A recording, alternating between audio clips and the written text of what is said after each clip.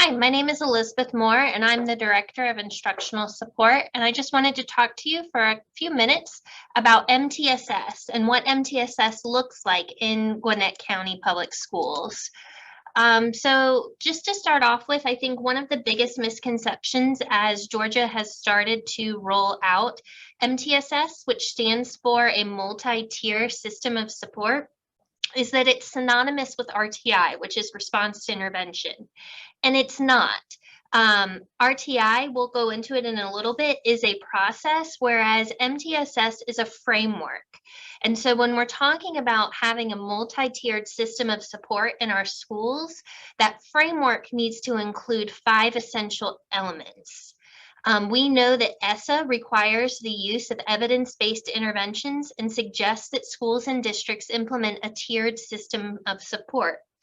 Georgia is currently piloting MTSS in 16 districts. And as we've seen in the last, I would say probably 3 to 5 years, we've had several laws that have recently been passed, whether it had to do with discipline, MTSS being referenced there, and most recently, Senate Bill 48, which is the new dyslexia legislation.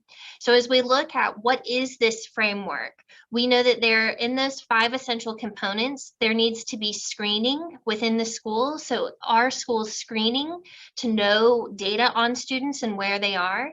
Is there a level of progress monitoring for all students? And also a multi-level prevention system so that we are not just looking at subgroups of students. So we're not just looking at special ed, gifted, or ESOL, but we're considering all students and where they're at, and are there multi-levels of support, whether that's for remediation or acceleration.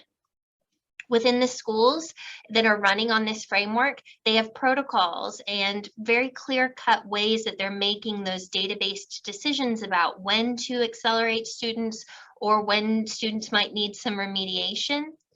And then also there's an infrastructure in place. So is leadership on board? Is there an effective team at the school that understands all supports that are available for students that can effectively make decisions?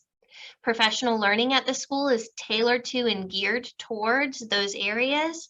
And also that family and community engagement piece, is that there? So when we're talking about an MTSS or a multi-tiered system of support, this is a framework. So that framework, we want to have screening, progress monitoring, multi-level prevention systems, database decision-making, and an infrastructure in order to make those things happen. So as we're talking about in Gwinnett, we focus a lot on whether our students are learning our AKS. And we know that we remove barriers and fill gaps and extend learning of the AKS for any student. That work is a part of a multi-tiered system of support. Sometimes that might look like academic or behavioral or even social emotional.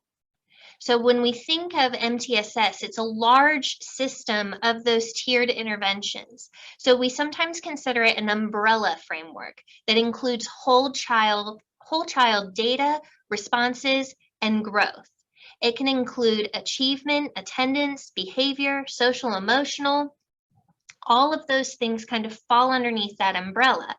So when we look at MTSS, that might be PBIS or whatever behavior practices we have in place, RTI, school mental health, wraparound services. And so all of that kind of falls where we might have an SST. So MTSS does not replace RTI or SST. It's a framework that allows an SST to come together, a student support team, to look at a whole child. Whereas we know when schools sometimes aren't functioning under that umbrella, they may sit in meetings for attendance and then go sit in other meetings for behavior and then go sit in other areas to talk about academics. Whereas if you have a true team and an infrastructure in place, a team would be able to sit around and talk about a whole child and the supports that they might need. So just to kind of clarify, RTI is a federal label, it's a federal definition, and it's the process we use to know if students are not learning the AKS, and then what we need to do to be able to ensure we're intervening in the ways that we can help.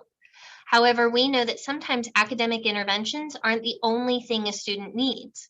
If we look at those wraparound services and school mental health services and other things that a student might need, sometimes it may mean that a student needs glasses, or a student might need better help and access to some health care, whether that's dental care or something else. So when we look at those whole child supports, we want to be able to make sure that we're able to truly support a whole child. So as we've started thinking in Gwinnett about ways that we can help guide our schools and thinking about how to support students and thinking beyond just AKS mastery. This is an example of some guidance documents that we've given schools that to me are kind of like the baby steps of starting MTSS. And so we ask schools that before they sit down to talk about academic interventions for students, that they also look at the attendance and the behavior pieces before they talk about content. We know that if a student isn't attending school regularly, that's a huge barrier to them being successful in school. And we also know that behavior plays a major point. One of the things I talk to schools about is being able to identify not just externalizing behaviors, but also those internalizing behaviors. And do we have and know what the supports are to be able to provide those supports before we start talking about providing academic interventions?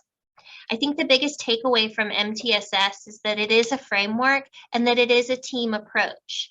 I think back when we lived in just an RTI kind of state of mind, it maybe was one person in a building who figured out how to document and how to provide interventions.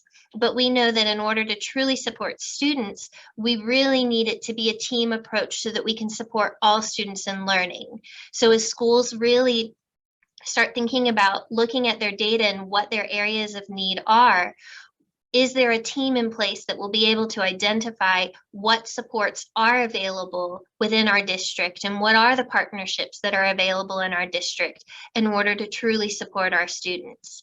Thank you so much for giving me this time to speak.